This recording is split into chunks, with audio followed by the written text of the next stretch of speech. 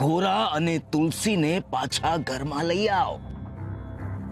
પણ આ કઈ રીતે શક્ય બને બાપા? ઘણીવાર ઈચ્છા પૂરી કરવા માટે અશક્યને પણ શક્ય કરવું પડે મીઠી.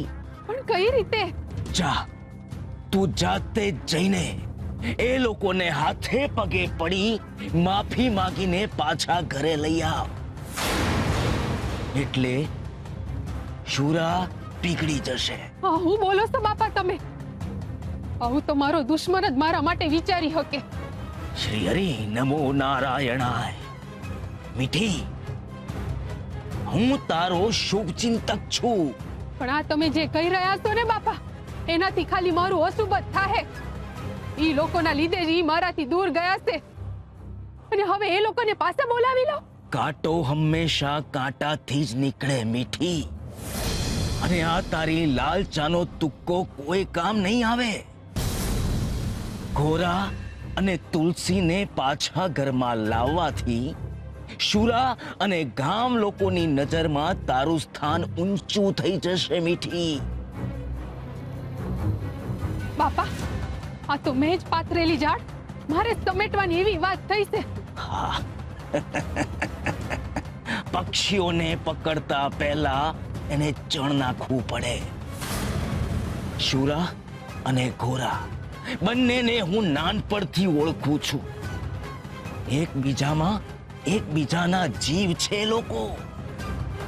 ઘોરા અને તુલસી જેવા પાછા ઘરમાં આવશે એટલે શુરા પણ તારી નજીક આવશે.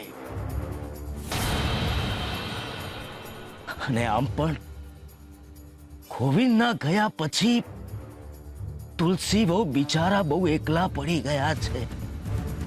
એમને પણ હૂંફની જરૂર છે. એટલે તમને એમના પર દયા આવી રહી છે એમ ને? દયા તો ડાકણને ખાય મીઠી, પણ મેં જે કહ્યું છે ને એ તારે વિચારવાનું છે, અને વિચારીને જે કહ્યું એ કરીશ એટલે શુરા ખુશ થઈ જશે. સમજી? શ્રી હરિ નમો નારાયણાય.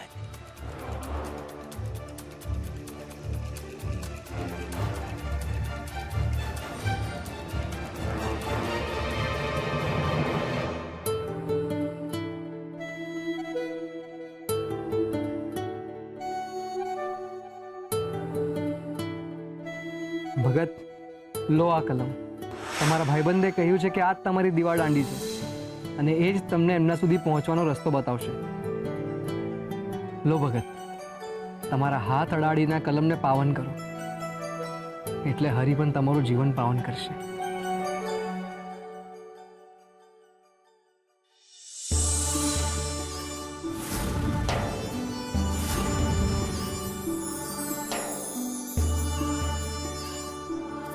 અરે, આ તો ફરો બની ગયો. હરી હરી હરી હરી હરી.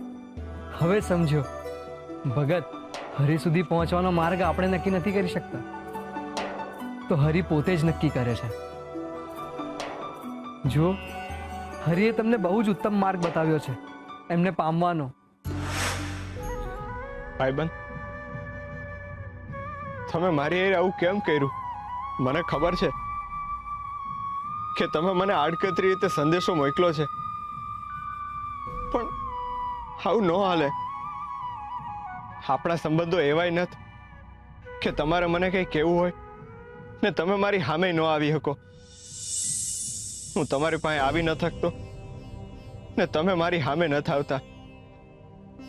આવું તો કેમ હાલે?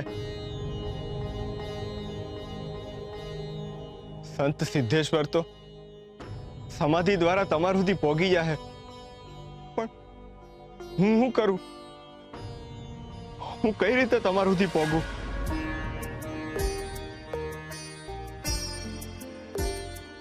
ગોરાબા, ગોરાબા. હા બોલો. કામ ચાલુ નથી કરું ગોરાબા? કેમ? ચાકરોની હાલે તો જીવન કેમ હાલશે? કામ તો કરવું પડે ને. ના ભા, મને મન નથી. મન નથી? મારી વાત સાંભળો. તમે આ ચાકડો લઈ જાઓ, ને આમે હું તો આ ચાકડો હલાવવા નથી.